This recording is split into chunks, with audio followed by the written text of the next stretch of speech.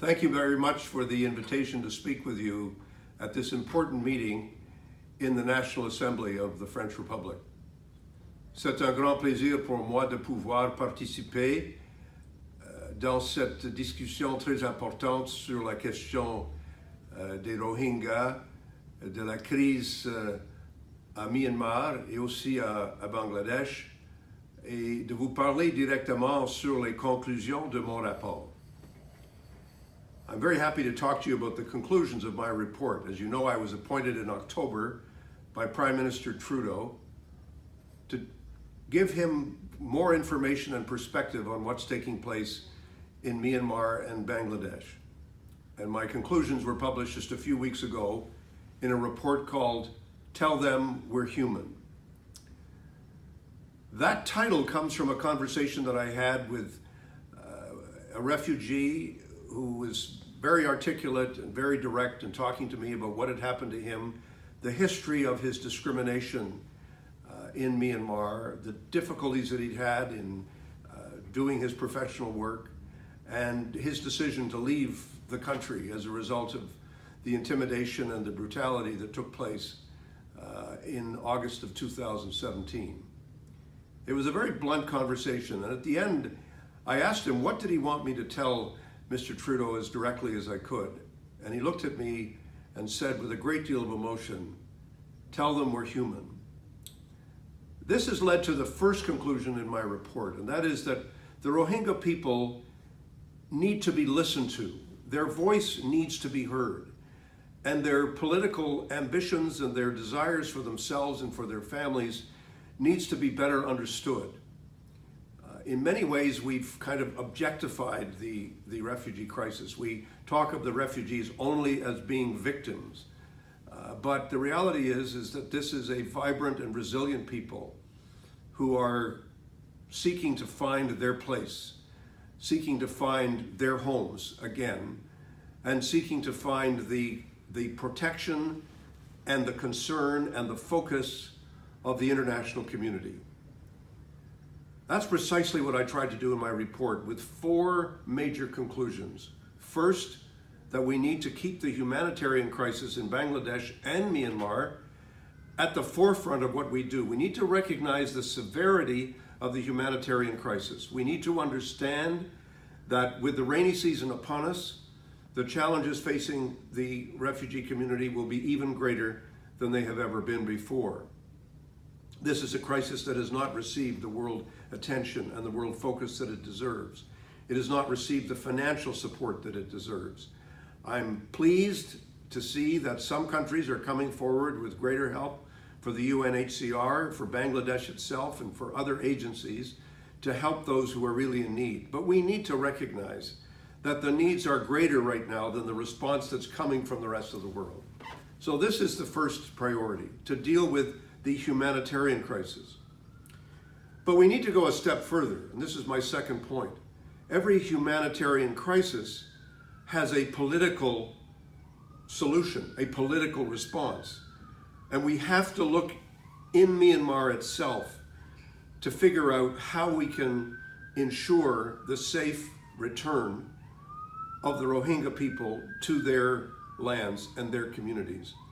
We need to make sure that the conclusions of the Annan report are in fact implemented.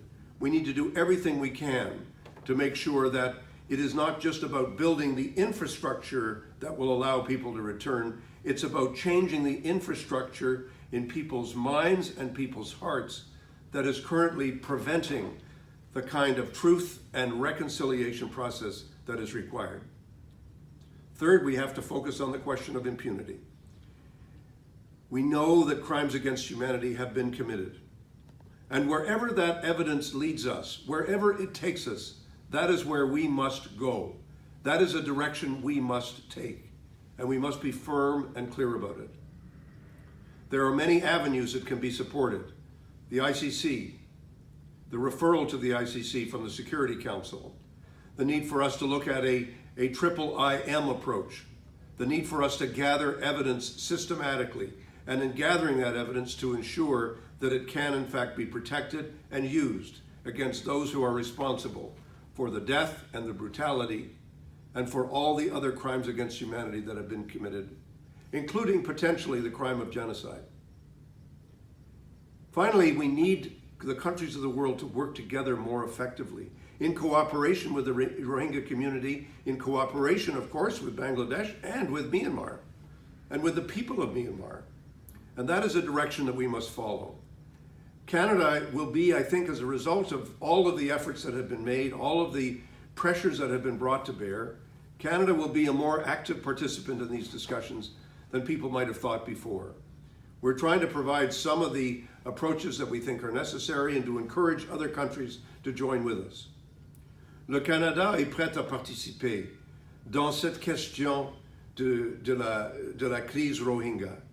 Nous sommes prêts à écouter les voix de la population Rohingya. Nous sommes prêts à répondre plus rapidement à la crise humanitaire, qui est même pire maintenant qu'il était avant.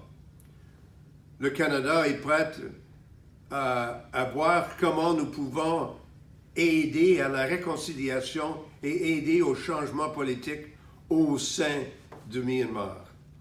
Et nous sommes prêts à travailler avec toutes les forces de la société civile pour assurer que les choses vont changer. On parle beaucoup à Myanmar de la question d'infrastructure. C'est surtout une question de l'infrastructure des cœurs et l'infrastructure des cerveaux, parce que c'est les sentiments des gens qui doivent changer. Et les sentiments de ceux qui sont présentement dans le gouvernement face à cette situation. Nous devons faire face au problème de l'impunité. On ne peut pas laisser ceux qui sont responsables pour les crimes contre l'humanité de pouvoir aller sans considérer les conséquences de leurs actions. Et c'est pourquoi le Canada est en train de proposer des moyens où nous pouvons encore faciliter des actions concertées des pays pour assurer que ceux qui sont responsables auront un moment d'avoir leur responsabilité considérée par un tribunal qui peut trouver des solutions. Finalement, nous pensons que les pays doivent travailler plus fortement ensemble. Je suis très fier et très heureux que c'est l'Assemblée nationale de la France qui est maintenant le foyer de cette discussion. Et j'espère que la France, l'Allemagne, l'Europe, les pays de la région, tous ceux qui voient la crise et comment la crise est sérieuse et jusqu'à quel point vont pouvoir travailler mieux ensemble. Et ça, c'est quelque chose que j'ai proposé dans mon rapport. Alors, je vous remercie beaucoup pour l'opportunité de vous parler. Je regrette que je ne peux pas être en personne, mais je vous souhaite la bonne chance et une bonne conférence et j'espère que les choses vont changer. Let us work together for change. Thank you very much for allowing me to join you. It's been a great opportunity for me to say a few words about my report, but I also want to say that I regret I can't be there in person and wish you well in the work that you're doing. Thank you so much. Merci beaucoup.